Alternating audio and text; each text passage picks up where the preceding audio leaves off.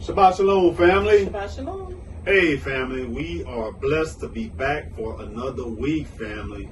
Yes. We are thankful that y'all let us all come here to fellowship together, family. Hallelujah.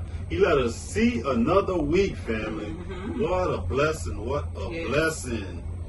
And family, you all saw the title. Today we are talking about the power and purpose of fasting.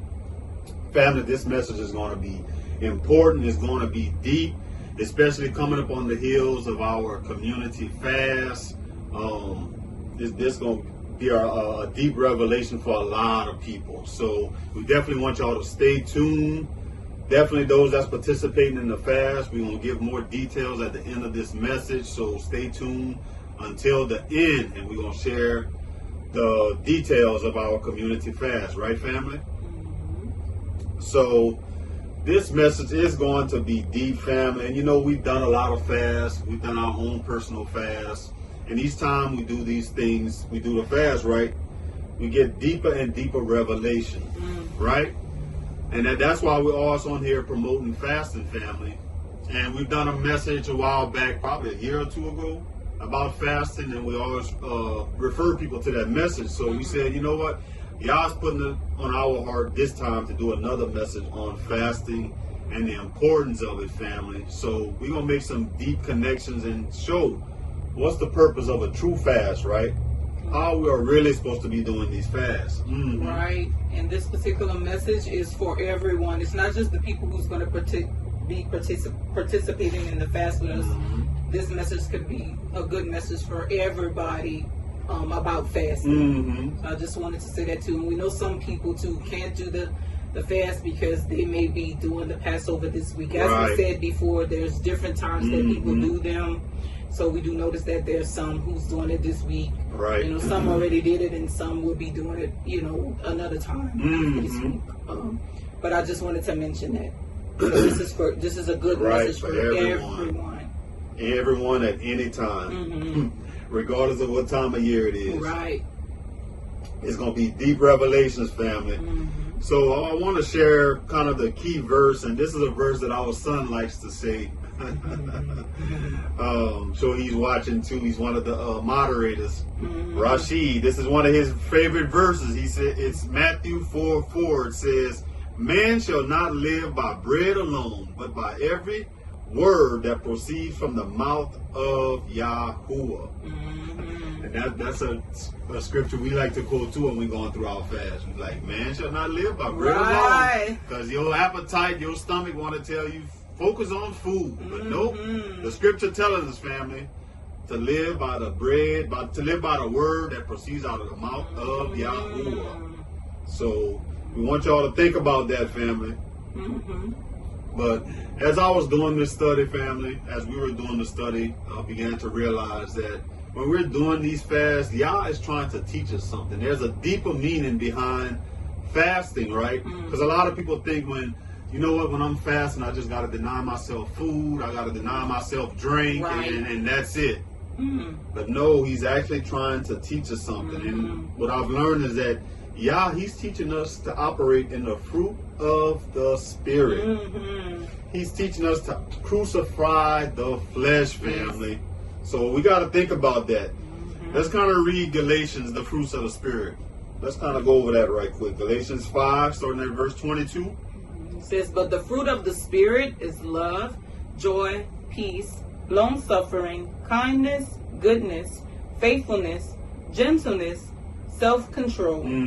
Against such there is no law. You heard that, family? Self-control. That's important. Self-control. I think some verses too it says self-discipline. Right. It's the same thing. Right. Yep. It says against such there is no law. And those who are Messiahs have crucified the flesh with its passions and desires. If we live in the Spirit, let us also walk in the Spirit. Let us not become conceited, provoking one another, envying one another. This is deep, family. This is deep. It ties into the purpose of a true fast. The list of the fruits of the Spirit. We're not supposed to be provoking one another. We're not supposed to be envying one another. said those who are Messiahs have crucified the flesh. That's what I said earlier. Crucifying the flesh with its passions and desires. Desires too, because when you look up the Hebrew, that could mean pleasures. Yeah. That means pleasures too, family. So we got to think about that. And that's why we always do the community fast too. We always talk about this is training, right? We're training ourselves. We're training our body to learn how to crucify the flesh. We're getting into that discipline of denying ourselves, of humbling ourselves. Always getting in that habit, because that's important, right? Because when we were in religion, this is something that we never really practiced. The pastor Ed rarely talked about it. Rarely talked about fasting. So as believers, family, we saw that the patriarchs, they always fasted. Right. The New Testament, they always fasted. So this is a part, right? Not just the old. So this is a part of our walk, family. This is something that we are supposed to do. So if we have the mindset, because that used to be our mindset before in the past, like feeling like, oh no, that's too much for me to fast. I gotta eat. I gotta put something on my belly, because we hear people say that sometimes too. Right. And if you're doing that, then you got to ask yourself, am I really living a disciplined life? Exactly. Because it's by fasting, it strengthens us in the spirit, our spiritual man, so that we can become disciplined. We can walk in discipline. Right. But at the same time, if we don't feel that we have to discipline ourselves when it comes to not eating anything, when we've seen all the patriarchs did it, we've seen Yeshua himself did it, we've seen Yahuwah talked about it, and we feel like it's not a necessity, then you have to ask yourself, why? Right. And how is your walk? Be real with yourself and examine yourself and ask, how is my walk? We're not talking about people that's dealing with health conditions or can't eat certain things, but it's still always a way around fasting. It doesn't have to mean you're doing a dry fast and completely taking out everything. But just finding ways that work for you where you're still depriving yourself of something that you love. Right. That reminds me of when Daniel did his fast, that 21-day fast. He said he deprived himself of like delicate foods. Wow. Pleasurable. Yep. So there's different ways to do it, family. Like what Sister Abigail was saying, it's not just, I'm just abstaining from food and stuff like that. There's different ways to do it that can work for you, family. So when you were saying that, I was thinking about, if we are not in the habit of fasting, you ask the question, we have to really examine our walk, right? We have to really examine, are we really practicing self-discipline? If we're saying that we can't do it. If we're saying we can't do it, family, that means we have a problem with self-control. We have a problem with self-discipline, because I cannot deny this flesh. I cannot deny this flesh. I can't even go 1 day, 2 days, 3 days without serving this flesh. So that's saying our flesh is in control, right? When we're supposed to die to our flesh, right? That old man's supposed to die, family. And we see patriarchs they did 40 days. We're not saying to do that, but we've heard people do 40 days too, like now. Right. They just did only water or juice or something. They did I think it was like juice fast or something like that. It was juice. But I guess because they needed to get their nutrients and stuff. Right. But they did 21-day fast. That was multiple. They did 3-day fast. Remember Queen Esther? Right. So they did different days, different types of fasts. But fasting is definitely important. We're going to read how the Israelites, they did a 1-day fast, right? So, you see? Yep, it's different times, family. Right. But when we lack self-control, family, especially when it comes to appetite, and that appetite could be with our stomach, that could be appetite, a lust appetite, right? Any appetite that's with the works of the flesh, right? Could be for strife, and could be for brawling, right? Debating, all these things, and we're going to read that. But when we have that appetite, right, we have no control over that. We are opening ourselves up to sin, family. That's an opening door. We always talk about those opening doors, right? That's an open door for the adversary to come in, family. And attack your life. Yes. havoc in your life. Or havoc. Run havoc in your life. And let's just kind of go here too, because we was talking about it earlier. When just something you got to understand, because we hear people talk about this, right? They're like, I don't know why I'm coming under attack while I'm fasting. Something that we've learned from doing fast. Family, you're going to come under attack. We learned that this is when spiritual warfare is heightened, when you are fasting. Because that enemy is trying to fight and war against your breakthrough. Yes. So some of you probably witnessed this, because we've heard stories of people that actually came and told us they were attacked, you know, during their fast. And it can be an attack by something like we're talking about like while you're awake in the world, something going on, like somebody might contact you, you know, about some food, and you usually love their cooking, right? And they're telling you, I'm gonna be cooking this, you know, this great dish, your favorite dish, right. Or might, you know, just come to your house or something, and who knows, like one of you, not come to your house, it could be one of your family members in your home, might be cooking something that you love, you know. Oh, we're having a cookout, we want you to come.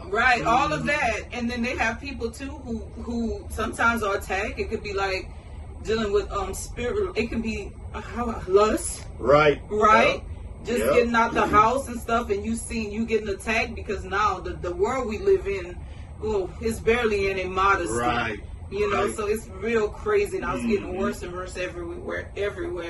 But it can also be attacked in your dreams. I'm sure many of you have experienced that, being attacked in your dreams.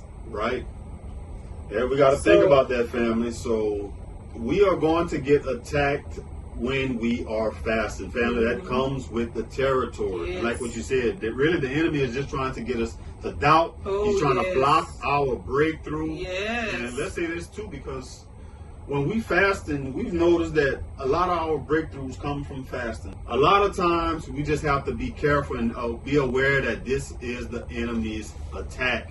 He's trying to block my breakthrough. He's trying to block the blessing that Yah has appointed for me, for me, for my family, the things that I'm praying about. The strongholds that you want him to remove out of your life, if you're dealing with that, he's trying to block it. He wants to keep us bound.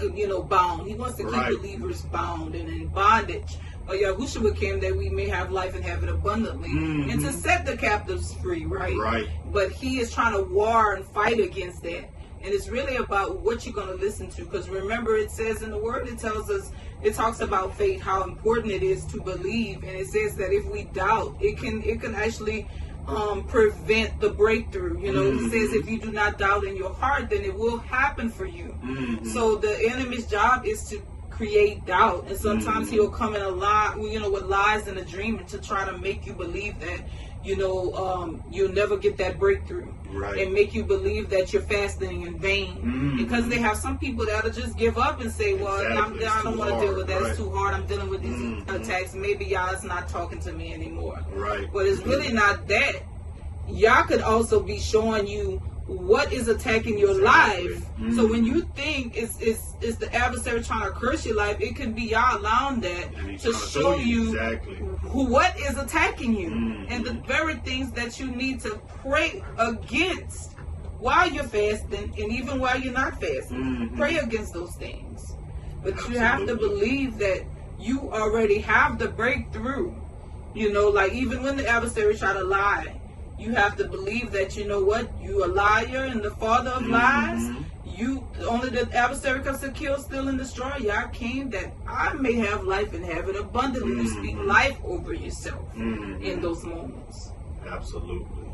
So let's dig into the scriptures, family. If y'all want to follow along, we're going to start in Genesis chapter 3, starting at verse 1. And this is really what? The first temptation, right? The first fall. What happened? This is going to be a deep connection when you think about it. Sin entered in because of a lack of self-control, a lack of self-discipline. So let's read that. We're reading about Eve, family. You want to read? Genesis 3 and 1. Now the serpent was more cunning than any beast of the field which Yahuwah Elohim had made. And he said to the woman, has Elohim indeed said, You shall not eat of every tree of the garden. The enemy always come with a question. Should I really look at this web page? Should I really visit this website? He always, is it really that bad? I could do this. Think about it. It's not that bad. Y'all not going to see. Right. Is this God really amongst us? Y'all remember the Israelites? Yes. Is he really amongst y'all? Because y'all wouldn't be going through this. So guess what? Build y'all golden calf. Because he not amongst y'all. He don't care about y'all. That's the enemy's tactic. That's what he said. He's more cunning. Yep. He attacks the mind. Create doubt. And then it says, and the woman said to the serpent, we may eat the fruit of the trees of the garden, but the fruit of the tree which is in the midst of the garden, Elohim has said, you shall not eat it, nor shall you touch it, lest you die. Now y'all providing everything that we need. Y'all said, just don't touch this. Lest you die. Lest you die. Now, how hard is that to understand? Then the serpent said to the woman, you will not surely die. For Elohim knows that in the day you eat of it, your eyes will be opened, and you will be like Yah, knowing good and evil. Wow. Verse 6. Partial truths. Yep. But you know how he gives some truths, but a whole bunch of lies. A whole bunch of lies. It says, so when the woman saw that the tree was good for food, that it was pleasant to the eyes. Wow. That it was pleasant to the eyes. Y'all hear that? And a tree desirable to make one wise. Wow. She took of its fruit and ate. She also gave to her husband with her, and he ate. Look how when it said, and it was pleasant to the eyes, and the tree desirable to make one wise. Notice how the enemy, when he attacks, he always make it pleasurable to the eyes. That food look good. This person look good. He always make it, what I always say, he put lipstick on a pig. When it's straight poison. Right. Y'all said, leave it alone, don't touch it. But the adversary said, will you really die? Is Yah really amongst you? Did he really say that? Getting her to question, attacking her mind. Right.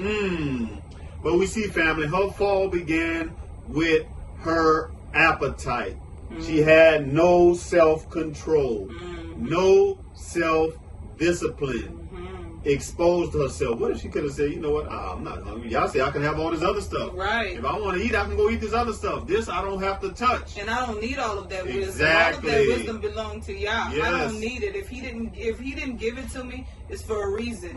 And just actually trusting him, you know, in saying, you know what, I'm not going to touch it because he didn't give it to me. You know, only if Yah tells me I can do that, then I'll do it. But other than that, if he gave me a commandment not to touch it, I don't want it. Absolutely. And you think about it too. She pretty much was acting on impulse. Kind of that's how the adversary, that's how he opens us up, family. When we are acting impulsively, we're not thinking about the bigger picture. Right. We're not thinking about the consequences. If I do this, I'm not going to drop dead right now. But you dying spiritually. Right. You're losing that connection with Yah. Because what I said earlier, family, when we do this, when we don't have self-control, we don't have self-discipline, we are losing that connection from Yah. We are opening ourselves up to sin, family. And that's what Eve did, right? She let her physical desires, she let Satan tempt her, and she let that override what Yah was telling her to do. And that's how the enemy operates, family. This is what he does. He led her into doing something that was outside of Yah's will. Remember, when the adversary, he going to tempt us, he going to want us to do something that's outside of Yah's will. This is what he's going to do, family. Let's look at another one. Esau sold his birthright for a bowl of stew, right? A bowl of food. Let's read that. Genesis 25. You want to start? It's 25 verse 29 we're starting. Now Jacob cooked a stew, and Esau came in from the field, and he was weary. And Esau said to Jacob, "Please feed me with that same red stew, for I am weary." Therefore his name was called Edom. But Jacob said, "Sell me your birthright as of this day." Wow. Jacob like, "I want your birthright." Wow. And so how bad you want this plate of food? Right. Wow. And Esau said, "Look, I am about to die. So what is this birthright to me?" Y'all hear that, family? Esau said, "Look, I'm about to die." And again, that's how the enemy works. If you go without feeding this flesh, he makes you feel like you're about to die. I can't miss a meal. Right. I can't miss a meal. I'm gonna fall out and die. We already know that science said you can go days without eating food, right? We talked about the patriarchs. They went 40 days, 40 nights without eating no food. No food, no water. So, no, you're not going to die. That's a lie from the devil. Right. Right. It reminds me of like what you was just talking about, and what we were talking about when we said how some people will say, "No way, I can't fast. That's impossible. You know, I can't do that. I gotta eat. Never tried it." Eat. And then they laugh about it like it's a joke. Right, but never tried it. And look the thing what he said. You know that's the adversary. He said, "I'm about to die." You just went out into the field. You were just tired from being out in the field. You talking about you gonna die? What? No. Wow. No, you know that's a lie. Verse 33. Okay. And then it says, "Then Jacob said, 'Swear to me as of this day.' So he swore to him and sold his birthright to Jacob. And Jacob gave Esau bread and stew of lentils. Then he ate and drank, arose and went his way. Then Esau despised his birthright." Wow. Y'all hear that? Since he sold it, Jacob like, you know, for food, you know, I'm gonna throw in some bread in there. You just wanted some stew, I'm gonna give you a little bit of bread too. Wow. So Jacob was like, "Oh, thank you." See, now the birthright is mine. But family, his lack of self-control cost him his inheritance, right? He traded the eternal for something temporary. And that's just what the adversary does. He makes us break our relationship with Yah, our eternal relationship with him, right? That connection we have with him for something temporary. Right. Because my stomach growling. Because I want to act out in the flesh. When Yah said, "Leave that alone." That's not the way to go. We have to always remember, because we read this before in past messages, where it talks about, in the Apocrypha, I forgot which, it might be 2nd Esdras, where it talks about we fight off this evil impulse every day. That is 2nd Esdras. So that's telling us that every time when we're going to be striving to do good, they're always going to have temptation and the demonic spirit that is warned against our good, the good that is in us through Mashiach, right? And so knowing that, we have to be expecting these things when fasting too. Right. You know, like we said, a lot of times it becomes heightened when you fast. Right. We're talking about the attacks. You're gonna get attacks as long as you're a believer. But a lot of times during fasting, it is heightened. But that is expected. To always remember that when you go into it, prepare yourself. Try to prepare yourself before you even fast. Right. And pray before you even fast, because you will be tempted, and ask God to give you the strength through those temptations. Or to actually guard you from it, you know. Right. And if you do experience, to give you the strength to walk in your authority and to continue your fast and complete it. Right. I'm glad you brought that up, because for those that's going to be participating in the corporate fast, right, now is the time to start preparing yourself. Yes. Like what Sister Abigail was saying. Now is the time to start reading those scriptures about strength. Right. Reading those scriptures about fasting. Reading those scriptures about spiritual warfare, right? Because you're going to get attacked. Right. But use your sword, right? Which is the word. Absolutely. To combat those things. And something I want to mention too, if you're going to be participating in the corporate fast with us, start praying now that prayer for the entire body, not Right. just you, because remember, a carpet fast is when we're being selfless. It's not just about us. Right. We're praying for other people too. So we all want to pray for one another, that y'all protect us from the wicked schemes of the adversary before we even start and while we're fasting. Right. You know. Right. And that he reverse all the wicked, plots and plans. You know, if the enemy try to curse, as y'all turn around and bless us instead. For Exactly.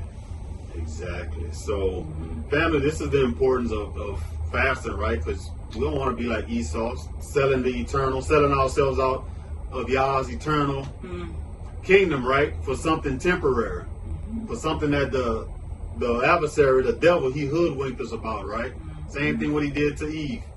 So this is what fasting does. It helps us discipline our mind. It helps us discipline our bodies. That way when our body say jump, our stomach say jump, you're not in control. The spirit is in control. Right. I'm not just jumping every time you say jump. The Ruach is in control of me, not this flesh. Yes. Because the flesh, the flesh wants to please itself. Every day we wake up, it thinks of how can we please this flesh. What I'm going to eat today. What I'm going to get into today. Oh, yes. This is what it's all about, family. But this is another important principle that we got to understand when we fasting. Because you was talking about it earlier. People feel like I can't fast because, you know what, I'm strong enough. I don't need that. I can get through it on my own. But what we have to realize is that fasting is a spiritual weapon. When you fasting, you going into the spiritual realm, family. You calling on Yah to say, help me get through this. Yah, send me a breakthrough. Because guess what? The flesh, what does the scripture say? We wrestle not against flesh and blood. Right, family? Right. So this is what fasting teaches us. Because we're going to read this story. I'm going to kind of give some context. It's too long for us to read all the scriptures. But this is in Judges. Y'all can read chapter 19 and verse 20. Chapters 19 and chapter 20, right? We're going to read a couple of verses from it. But the context of the story is that there was a Levite, right? He had a concubine. And his concubine had left for whatever reason. I forgot exactly what it was. She went to her father's house. He went back to get her. The father kept him there a couple of days longer than he was supposed to. And then when he finally released him, it was like in the afternoon, getting late, right? So they left on their way, and they was traveling through town. And the Levite servant said, "Master, let's stop here in this unknown town," right? The Levite was like, "Nah, I want to go amongst my brethren. I want to get to Bethlehem," right? So they get to Bethlehem. It was too late. It turned dark, so they was in the open square, right? So a man came in out the field. He was like, "You know what? You my brother, and come to my house. You can sleep there. I'm going to take care of your animals. I'm going to feed y'all. I'm going to take care of y'all." They go to the man's house. His brethren come, the Benjamites. The Benjamites reminded me of Sodom and Gomorrah. They're like, send this man out to us. We want to do some perverted things to him. And we want to know him. Right, we want to know him. So the man was like, "No, don't do this to this man. This is our brother." He was like, "I got a virgin daughter. He got a concubine. Y'all can have them." So they end up sending out the concubine. They ravished her. They raped her till she ended up dying, right? Next morning, the Levite, he take the woman to his house. He chopped up in 12 pieces and sent her body parts to the 12 tribes, right? So the other tribes was like, "Nah, we ain't standing for this. We're going to have to deal with these Benjamites. They did something wicked. They raped one of our own kind. Hold on, we gonna deal with this." So this is where the story starts at. So Yah had told them to kind of go. They went to war against the Benjamins, right? It was Israel against the Benjamites, and you know Israel got a lot of people, a lot of tribes, right? So they was outnumbering the Benjamites, but the Benjamites was whipping their tail. They was more skilled in warfare. They had like about, I think, 7,000, the text read. They had 7,000 men. Israelites had like 20-something thousand, 40,000 men. First time they attacked them, Benjamites whip them. Second time they attack them, Benjamites whip them. So they're like, "What's going on, y'all?" So we got more. Right, we got more. How we losing? On paper, we supposed to be defeating them. So let's see what they did. Judges chapter 20, starting at verse 26. Says, then all the children of Israel, that is, all the people, went up and came to the house of Yah and wept. They sat there before Yahuwah and fasted that day until evening. Wow, so they fasted for one day, family. They said until evening. And they offered burnt offerings and peace offerings before Yahuwah. So the children of Israel inquired of Yahuwah. The ark, read this. The ark of the covenant of Elohim was there in those days. And Phinehas, the son of Elijah, the son of Aaron, stood before it in those days, saying, shall I yet again go out to battle against the children of my brother Benjamin, or shall I cease? We've been losing, y'all. Shall we stop? Because they tearing us up. And Yahuwah said, go up, for tomorrow I will deliver them into your hand. Oh my goodness. So y'all see what happened? The power of community coming together. Yes. And not only that, the power of fasting and seeking Yah. Right. When our own strength, our own might can't get it done, right? This flesh can't get it done. Goes back to the breakthroughs we was talking about. When we seeking a breakthrough and we trying to, you know what? I just got to come with a new strategy. I got to come with a different plan. Instead of seeking Yah's voice, asking him, Yah, how you want me to move? Look what they said. They say, Yah, you want us to go or you want us to stop? Yah said, y'all fasted? Y'all sought my face? Now y'all can go tomorrow. Now y'all gonna win. Wow. How amazing. Yes. The power of Yah. Yes. And the power of fasting and praying. Yes. That's the power. And they just did it one day, family.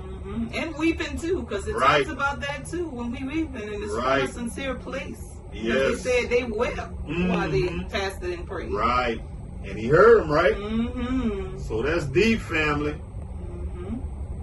That is deep. And that's when we fast like that, we just acknowledging that, you know what, Yah, I need you. I can't do this alone. I can't do this on my own might, my own strength. I need you, Yahuwah. And really, that's what he wants us to do, right? Humble ourselves before him. That's the power of fasting, family. Yes. So that was all throughout the Old Covenant. We know about Esther. Esther told the Israelites to fast, right? When, who was it? Haman was trying to kill them, right? And Yah answered. But in the New Testament, too, we know that what?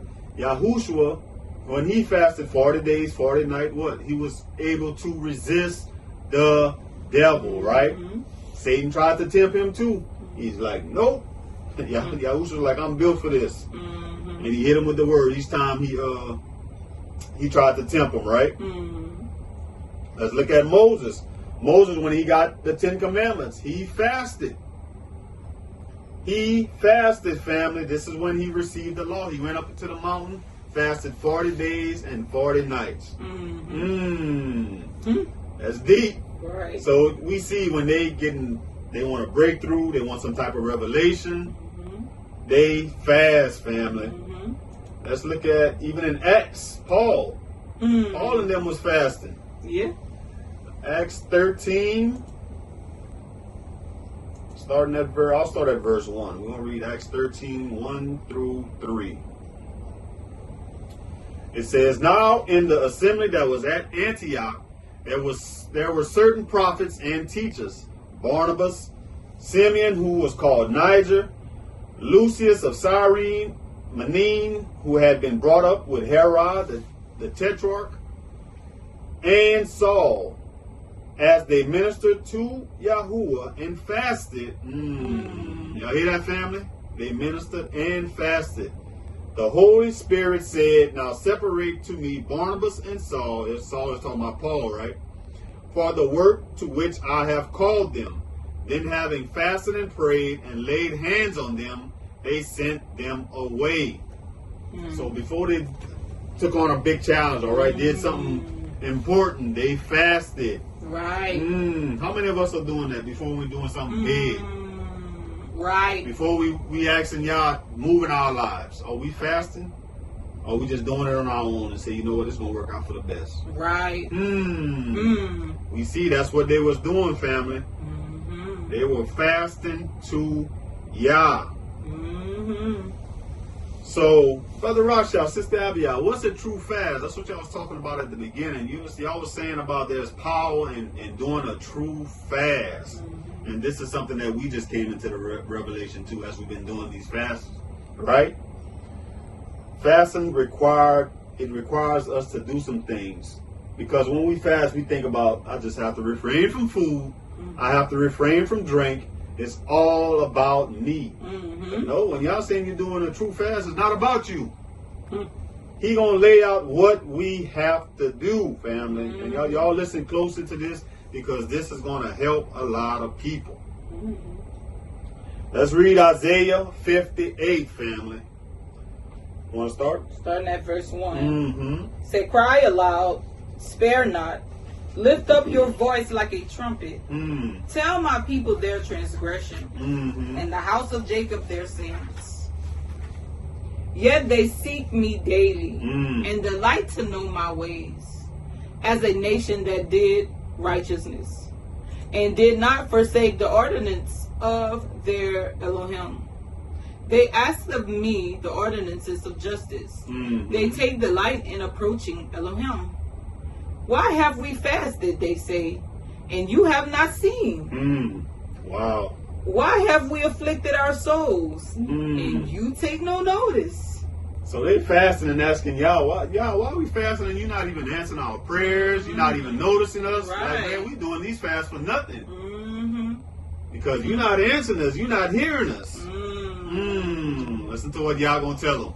It says, in fact, in the day of your fast, you find pleasure and exploit all your laborers. Indeed, you fast for strife and debate, and to strike with the fist of wickedness. You will... Hold on. Let's go back to when it says, in fact, in the day of your fast, you find pleasure. So you're not fasting to seek me. You fasting to do your own desires. You fasting for your own pleasures. And he's laying these things out, right? So that kind of sounds similar to James, when James was talking about that. Let's look at James, family, when he's talking about where you are fasting for your own pleasure.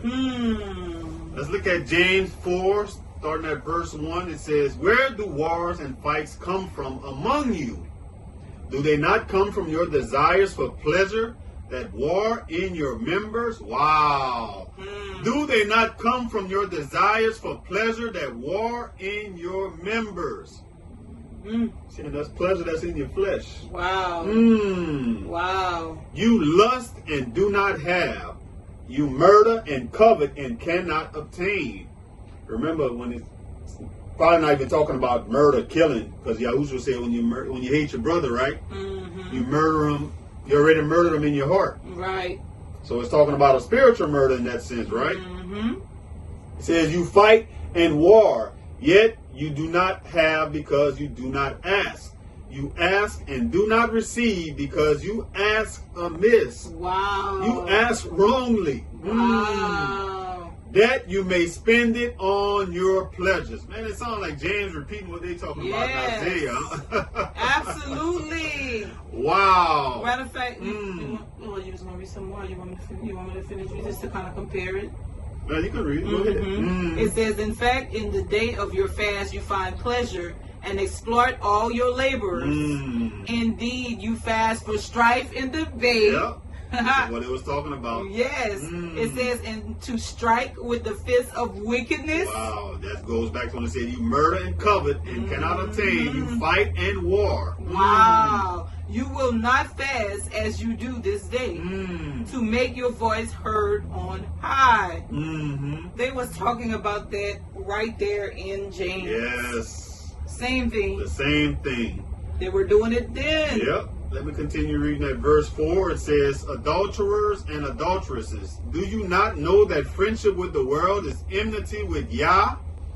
Whoever therefore wants to be a friend of the world makes himself an enemy of Yah.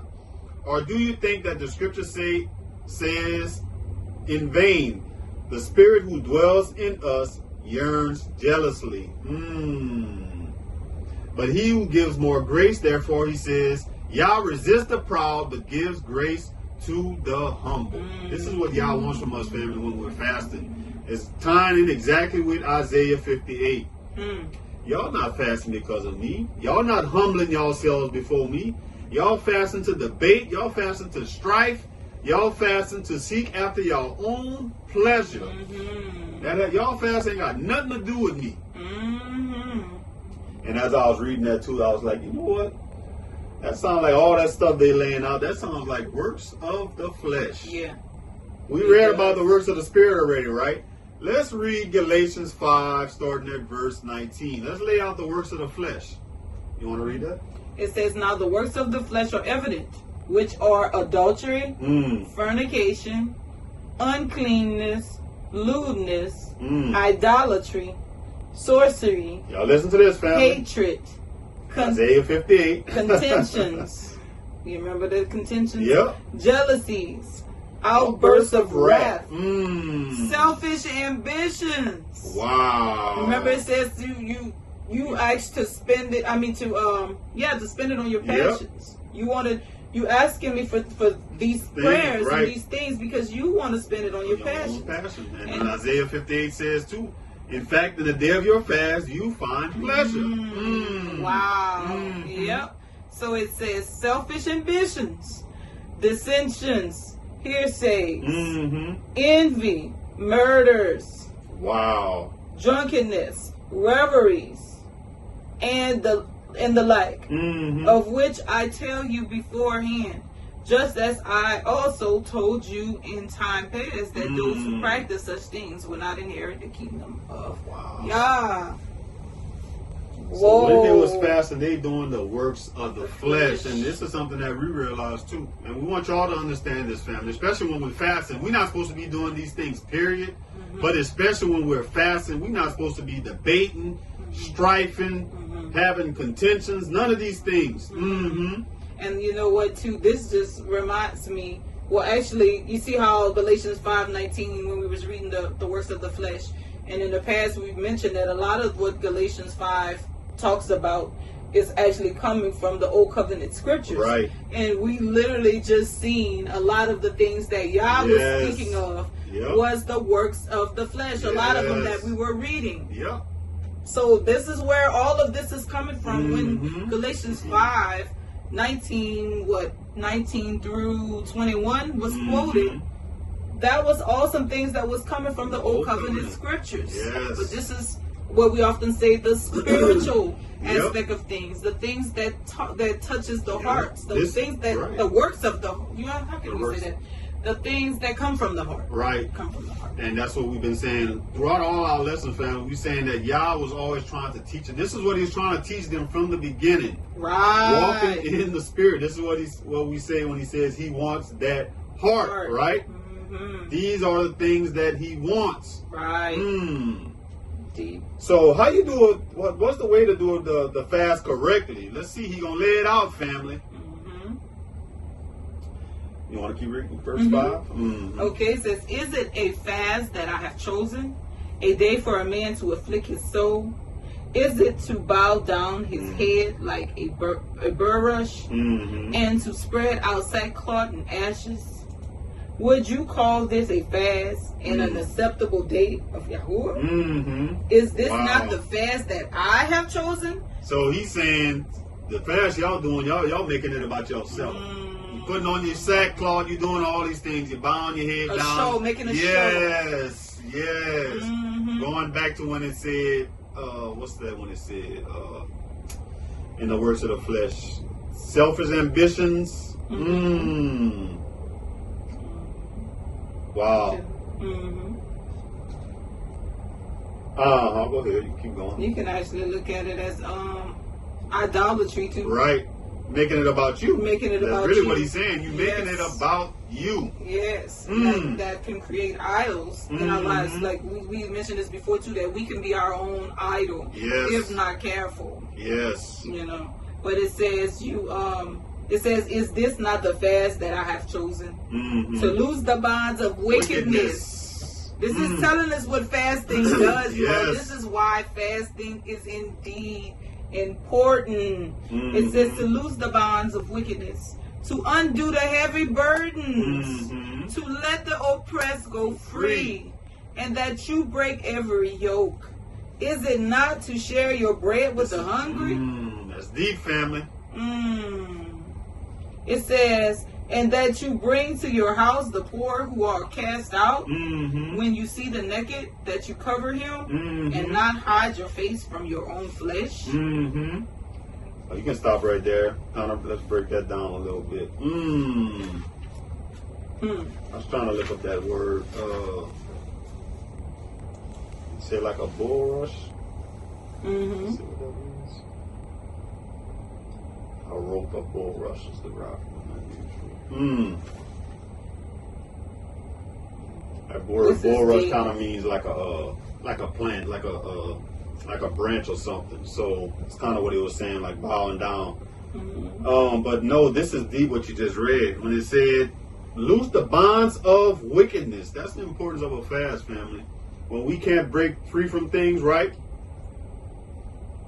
When we have heavy burdens, it says to undo heavy burdens. Right. We might have heavy burdens, right? And we feel like we can't break. Yahuwah, get out of this.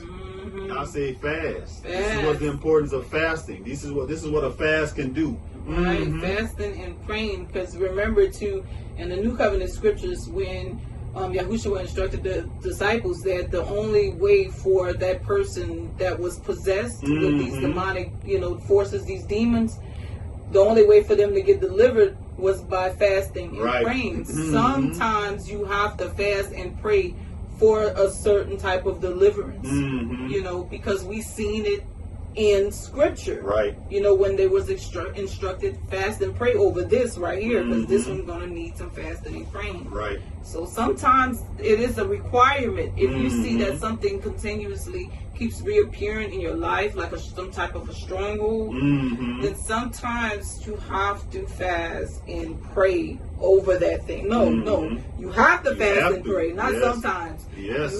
We have to follow the examples of Yahushua and his apostles and disciples, all of them in the scriptures. Right. That's the only way that you're going to get that breakthrough, right?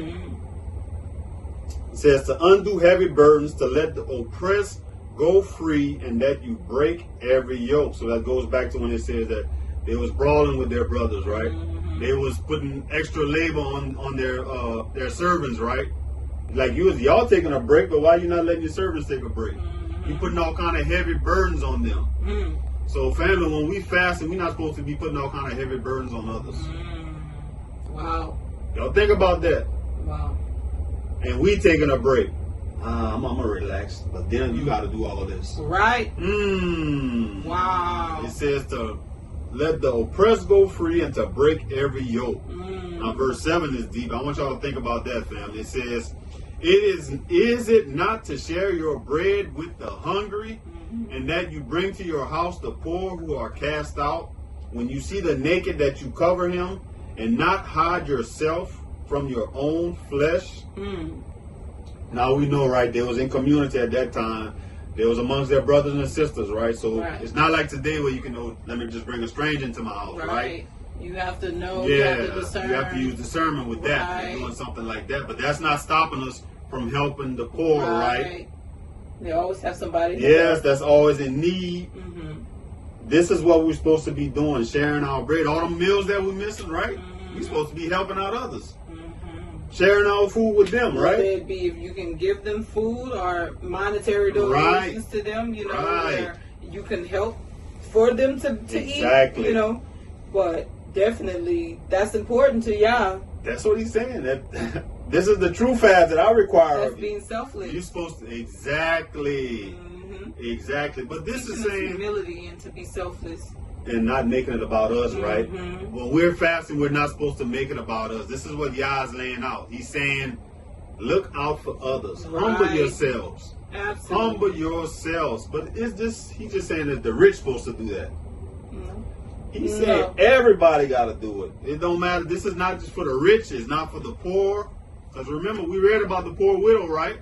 Yep. She contributed. She contributed as well. We read when we did our lesson on the feast, right? When y'all said, okay, you don't have a lamb to sacrifice? Mm-hmm. Bring me a turtle dove. Mm-hmm. You don't have a turtle dove?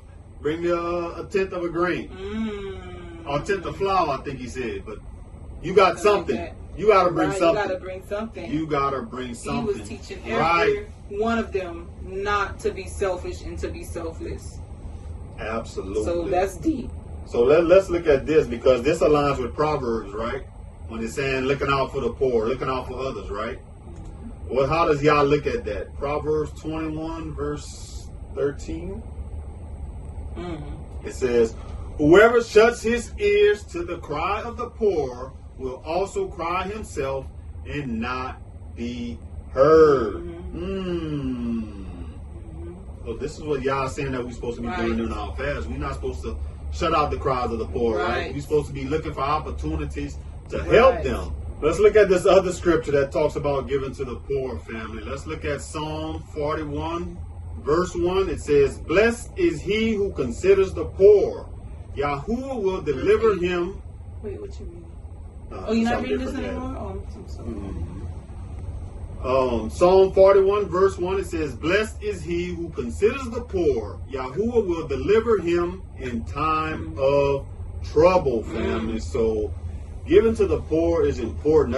This is what he's laying out for us to do, especially when we're fasting. And again, we're supposed to be looking to do these things all the time, right? But it's heightened when we are fasting. These are things that are required of us, family.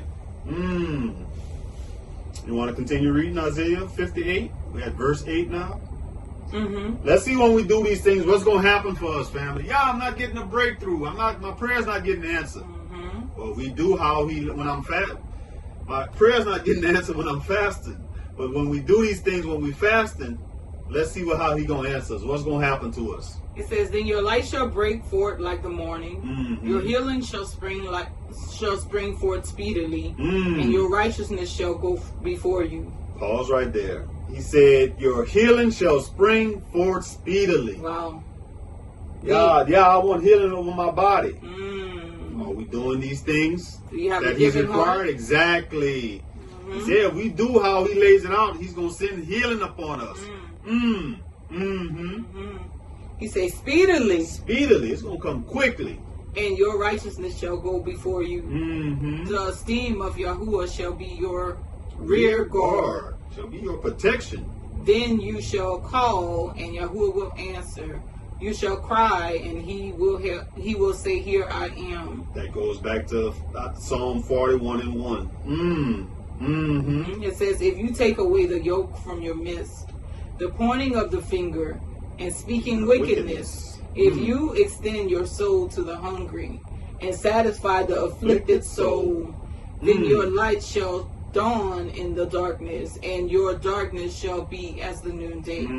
Yahuwah will guide you continually, and satisfy your soul in drought, and strengthen your bones. Wow, it's like we're going to get healing. Our righteousness is going to shine.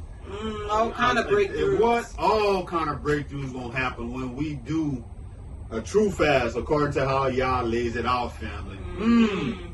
It says, those from among you shall build the old waste places. You shall raise up the foundations of many generations, and you shall be called the repairer of the breach. What? Wow. This is deep. The restorer of streets to dwell in. Whoa. So look what a pure fast can do, not just for you, but even those coming after you, your generations. You want to break some generational curses? Whoa. Do a fast like that. This is deep. So for those who's wondering, how do I break this? I'm dealing with these strongholds. I'm dealing with a lot of generational things, like some of the stuff, the things that I partook in fell upon my generation, right? My seed, my children, my grandchildren, whatever that may be. Yah is telling you the ways to break that. He said you're going to be called the repairer of the breach. If you want to say these generational curses stop with me, I'm the one that's going to fix it. Do these things that Yah laid out, family. This is what we have to do. That's deep, family. Deep. Say you will be the restorer of streets to dwell in. Wow. Deep. Wow. That's deep. And he said you're going to raise up the foundation of many generations. That means those that come behind you, they're going to be blessed. Right. Because you doing these things. That's deep, family. Deep. So we thought that this was important, family, to lay out what's a true fast, right? What's the purpose? And the true fast, right? Y'all laid it out, family. This is how we supposed to do these things, right? When we fasting, we're not supposed to be looking to debate. We're not supposed to be looking to strife, brawl with our brothers. We're supposed to be avoiding all these things, putting heavy burdens on people, right? We're supposed to be humbling ourselves before y'all. We're supposed to be looking to help the poor, right? All these things, and then those breakthroughs gonna come. Whether we need breakthroughs in our health, breaking generational curses, right? All these things, family. So this is important. That's why we felt led to do this message, family, especially coming into our corporate fast. You want to share how we're gonna do it? We're gonna do it the same way we normally do it. If you want, it just depends on you all. Well, we're gonna share first how we normally do it, because this is something that's most of the time doable, right, for the body. The first day is just straight water. The second day is juice. You can do juice and water, right, on the second day. You can even do water, just water, if that's what you choose. It's up to you. And then the third day would be raw fruits and vegetables, and of course you can drink, with that. Right. But also, if you feel you can and you feel you want to, you can do a dry fast, where you don't do any water and any foods. And you can mix it up. You can do the first day, no water, no food, and do the juice, start the juice the next day. Right. You can do it, no water, no food, for 2 days and test yourself and see how long. It's really up to you. It's between you and Yah. And we always say, know your body, right? Know your body, yeah. So this is why we do it the way we do it, because we don't know what kind of health situations people are in. So we kind of do it in a way to where a lot of people can participate. But even if you can't do it like that, because we noticed that some people in the past have talked about they were taking medications and stuff. So whatever that may be, we just know that there's a way that you can deprive yourself of some things. Maybe you can do your fruits and vegetables if you feel you have to eat something, and drink water. You could just do fruits and vegetables and just prevent yourself from eating any foods of delicacy, like Daniel did, right? And just say, I'm going to just eat some fresh fruits and vegetables and drink water. So it's always a way around, your situation. You just got to pick what's best for you. And we got to remember, what's the purpose of the fast, right? Especially when we're doing these type of fasts. It's not just about us, right? We always say praying for our brethren, right? That's why we say for the prayer requests, especially those that's in the private groups, right? Drop your requests in those groups so that the other brothers and sisters can pray for you all, right? Because we seen on the last fast we did. I mean, all the brothers and sisters that was praying for each other, coming together and commenting on each other's prayers and praying for one another. Now, again, we often say that that's up to you if you want to put your prayers in the public for people to see in the comments. It's really up to you. But we do, for the people who are in our private communities, like on the Patreon, and also here, the membership for Facebook. For YouTube. Not Facebook. Wow, where are we? Really? For YouTube. You can put your prayer requests in there if you want it to be more private. And stuff like that. So it's really up to the individual. But you can do whatever, you can choose whatever option you want to choose. Yep, they got free, and for those that's in the paid community, however you want to do it, right? Yes. So we definitely encourage that, and especially now that we've got this revelation, right? When we going through our fast, we're not trying to debate, we're not strifing, we're not putting heavy burdens on people, right? We looking out for others, we looking to help the poor. We make it our focus, right? Our mission to specifically do these things what Yah said is a pure fast. This is the fast that He requires, family. And watch the breakthroughs that are going to happen. Right. So for this fast too, we want to pray. We're gonna do that for every fast, to pray for commitment. Right. That all of us remain committed in our walk till the very end. Because that's very important. You know, that Yah gives us the strength to be able to endure through all this wickedness. Because times is getting crazy. The world is getting more wicked. I mean, there's a lot of people that don't even care about values and morals anymore. So we gotta pray for one another. This is for y'all to give us strength to endure till the end, right? We want to pray for breakthroughs, right? Those very things I'm looking for. Isaiah, what we read in Isaiah in this message. At the bottom. We want to pray. We definitely want to pray for each other when it comes to when it says this is not the fast that I have chosen. That's the part that I'm looking for. Okay. Where's that? Is it? I don't think it's on this page, right? Yeah. It's not the fast. Okay, the parts where it says when it says not this right here, to loose the bonds of wickedness. So we want to pray that for each other, for each other's families. Yes, for our children. For our children, all of us with children, for each other's families, that that the bonds of wickedness be loosened, right? That the heavy burdens undo, that y'all undo the heavy burdens that some of us are dealing with within the body, right? To let the oppressed go free. Because he said this is what the fast is for. Right. So how about this? This fast, we're going to pray about these things. That God does these things for our lives and the lives of the brethren. Right. To bring forth healing, you know. And also that he hears our prayers that we've been praying to him. Right. You know, for, you know. Says to break every yoke. Every yoke. That's breaking the strongholds, right? And these strongholds removed, breaking every yoke. This is exactly what we want to pray for each other, and also for, you know, ourselves. We want to pray for our families too. All of us pray for each other's families, you know, those who have families and stuff. But we want to, well, everybody have family. But, you know, we definitely want to just be praying these prayers for one another and for each other's families. And for our own families, you know. Commitment, you say commitment, breakthroughs. Yes. In our families, right? Right. Commitment, breakthrough, to lose the bonds of wickedness. The same thing that we read in Isaiah, what is it? 58, verse 6 through 7. Verse 6. Yeah, just verse 6. You can go and look at it and write it down.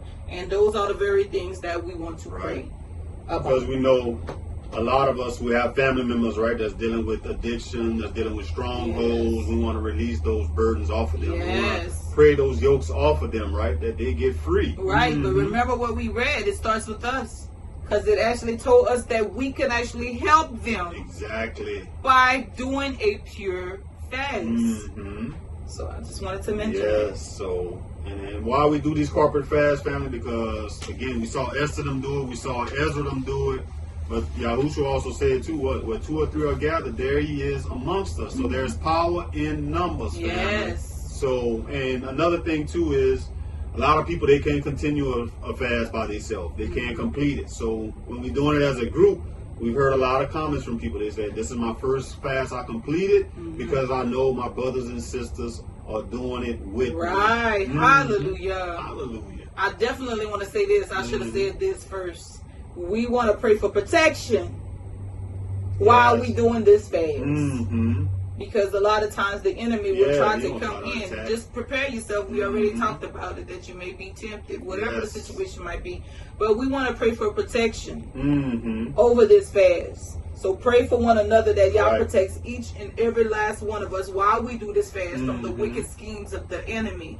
And that he reverse, that any hours of the day and night that it backfires. That he reverse any attempt of the enemy to try to bring a curse upon any of us. That it reverses and that he turns it around and bless our lives instead. As it says in Proverbs 10:6, which is one of my favorite scriptures. That blessings are on the head of the righteous. And so we definitely want to pray that prayer for one another and ourselves. Right. And I don't think you said this. People may ask, what time y'all starting? Because we get these questions a lot too. So we always start Monday morning when we wake up. Start the Monday, go through the Tuesday, go through Wednesday. The fast ends Thursday morning when you wake up. Yeah. That's normally how we do it. So Monday when you wake up, begin. Thursday morning when you wake up, that's when the fast ends. So that's how we do it, family. Yes. So that's going to be the fast, and we definitely just want to hear from you all. We're going to be interacting in the chats and all that. So we definitely will be connected to you all, family. So we just glad for all those that's joining. And like Sister Abigail said, we know a lot of people, they're doing the feast now and they probably can't join. We understand, but we know that there's different dates. Right. So we know that people celebrating the feast at different times. Right. So those who can participate in the carpet fast with us, then let's go. Yeah, let's go, family. Starts Monday. Yes, and we normally do a lesson before the fast, or we do a brief video, but this is the video. Yeah. So we did a whole message on fasting. Right. So we just gonna be ready to go Monday morning like everybody else. So family, that was our lesson. We thank the moderators for putting the scriptures in the chat, family. Thank you to all who blessed us, family. May y'all continue to shower you with blessings, family. And we just always pray that these messages are edifying. We love to hear your feedback on the messages, family. Yes. And we just pray that you have a blessed rest of your Shabbat. And if we don't talk to you all during the week on the video, we definitely going to be in the chats with you all. We're going to talk to you all next week, family. Yes. All right? Love you all. Family. Love y'all.